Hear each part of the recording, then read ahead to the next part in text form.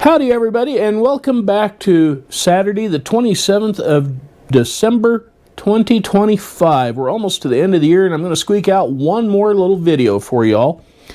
Dave's Old Iron. We're going to cover that name a little bit.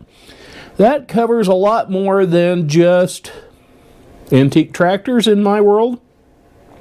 That also covers antique toys of several different styles that are cast iron. Yeah, like this little Minneapolis mulling tractor that I've painted up in the truck.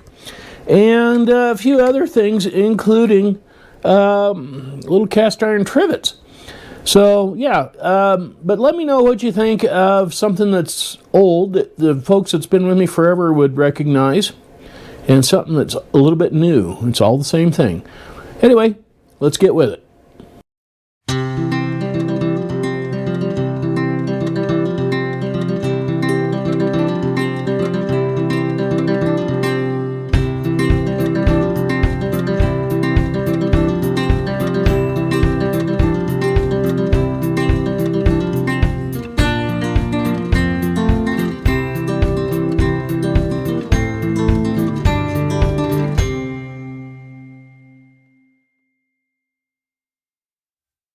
Say, what do you call a factory that makes, okay stuff?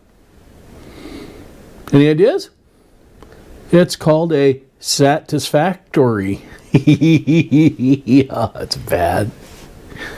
One of the things I'm going to be restoring this winter is this cast iron plaque that a friend of mine had bead blasted for me to get the rust off of it, and I put a nice coat of, or two, of an almond colored paint on it. And it says, "In God we trust, all others pay cash." So I'm going to hang that up above my workspace out in the shop, and maybe that'll be a reminder to people that if I'm doing something for them, they need to cough up some greenbacks.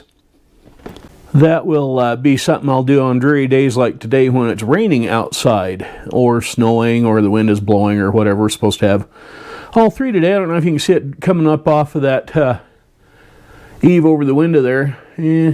Maybe not. GoPros aren't that good at picking up that little detail, but yeah, it is raining outside.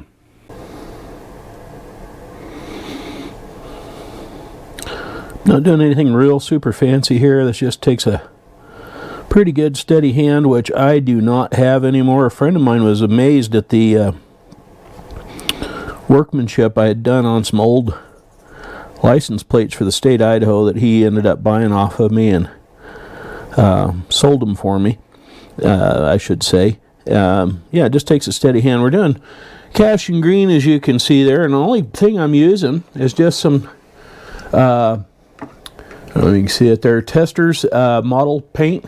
Yeah, it's an enamel paint. I'm not using acrylic latex on it. This is just a little starter kit here of 10 pieces, 9 of which are colors, and the last one is a paint thinner to clean the brush with. So I'm just using the plain green for the word cash. I'm going to use the gold for God, and I haven't picked out the rest of the colors yet. I'll be back using that green again. There it is. I'll be back using that green again. And I have another green here, wherever it went, that's more of a drab kind of a green. Here it is. And I don't know if you can see that either. Yeah, probably not. But I'll be using that for the leaf work around the corners here of the little cast iron plate. So that's the kind of work we're going to be doing coming up on Dave's Old Iron. Is one of the type of deals we're going to do. It won't be something quite necessarily always this boring. I will be playing with some old cast iron toys, and we're still going to be doing tractor stuff. Yeah, there's a few tractor pulls coming up this year, a couple of fairs where we're going to be displaying some of the equipment, that sort of thing. So yeah, stay tuned. You never know what will be coming up next. The other day I was watching a documentary kind of a thing on how the movie makers made all the behind-the-scenes stuff for Pirates of the Caribbean. And the interviewer asked the head carpenter guy, or whatever you call him, that makes, well, he called him the head carpenter, but anyway, where you get all the props and stuff. And they asked him, so where do you get the hooks at for, the pirate's hands? And the guy thought for a second. He turned and looked at the interviewer, and he said, from the second-hand store. Okay, well, I've got the green done for the word cash. Other than touching it up here and there, I'm going to wait for it to dry a little bit. Same with the gold on the word God. And if you need to clean it up, if it a little bit runs over like it did here on the end of the G, you can use like an ink pen and that pointed end there for like an old big ink pen or toothpick or whatever. And you can come along here and scrape that extra little bit off and clean it up just to make it look a little nicer. And as for what size brush I'm using, I absolutely have no clue what that is. It's kind of flat. I know it's hard to see. It's kind of flat. Artesian Tower is the name on it. It's a number 6, so that gives you any clue. Anyway, what I'm using is just a set of very small bristle brushes. Most of these are the longer ones. The bigger ones are for pinstriping and lettering on like cars and that sort of thing. I just happened to have this. I don't know where I got it from. I think it was in some of the Mother's stuff. But anyway, I'm using that one brush out of that set.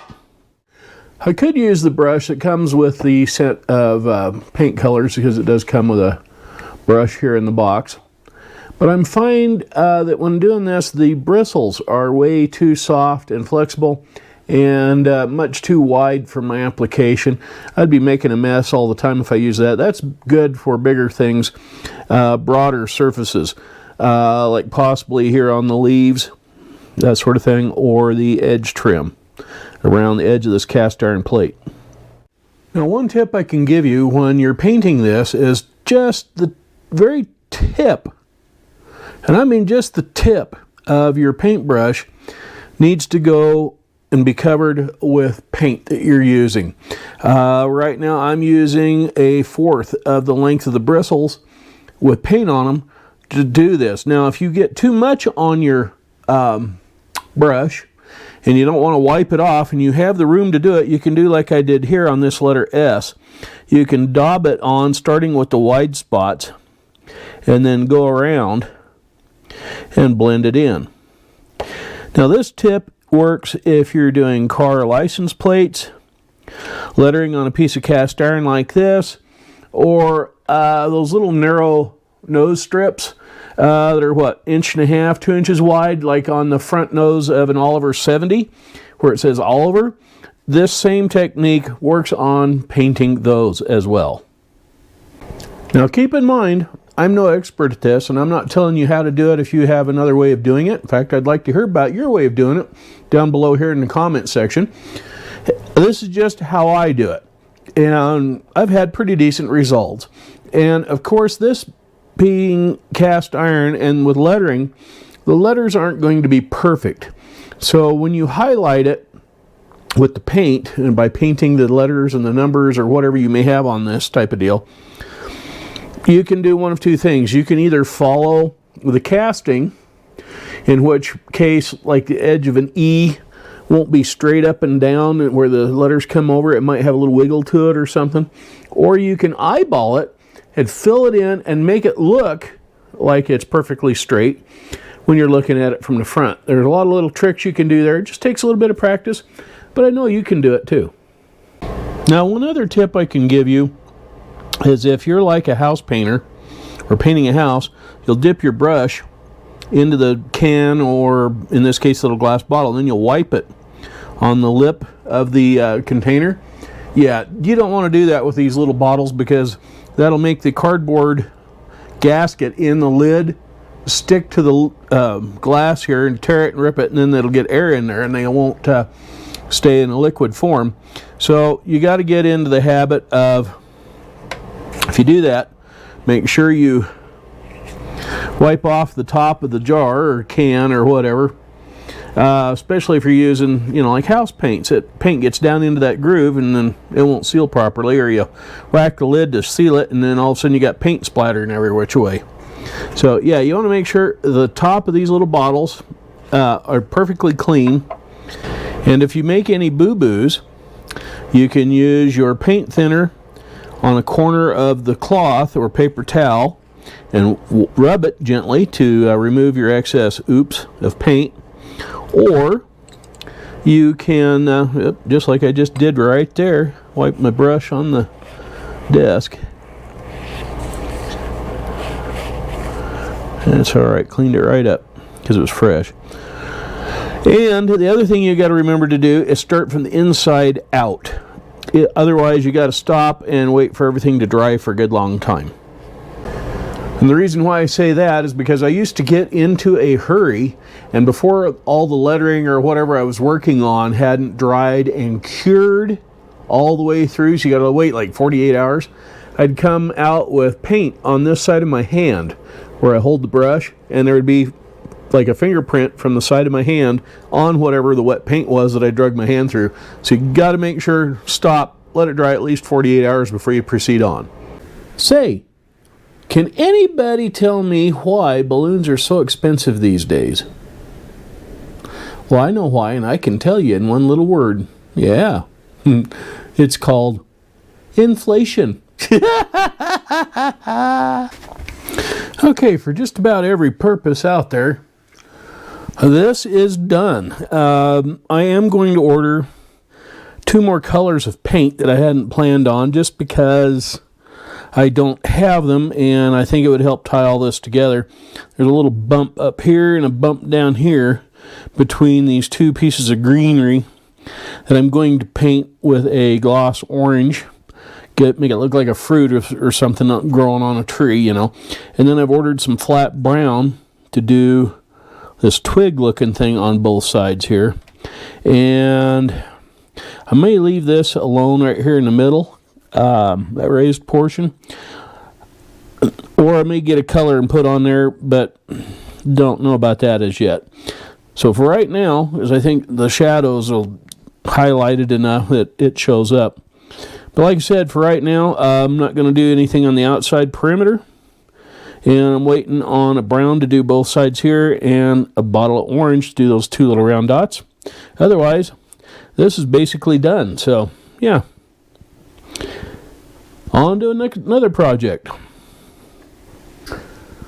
That's not too bad for several hours worth of work.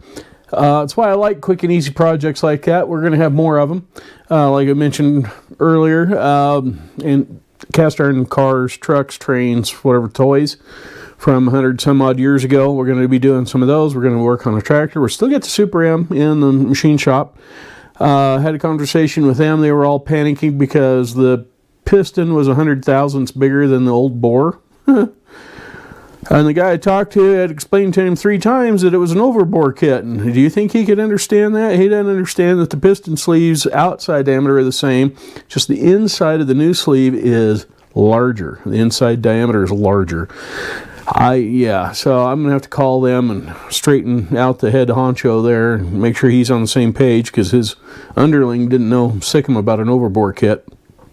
Anyway, and then in that opening thing, it talks about trains. Well, I'm a member of the Model Railroading Club that's not too far from here at the local fairgrounds. Plus, I'm only about a 3-hour drive or less, maybe 2.5 hour drive, to Promontory Point, Utah, where in 1869, on May 10th, the Transcontinental Railroad coming from the east and west met and joined their rails. They actually went past each other for miles, laying track and grading roadbed and whatnot.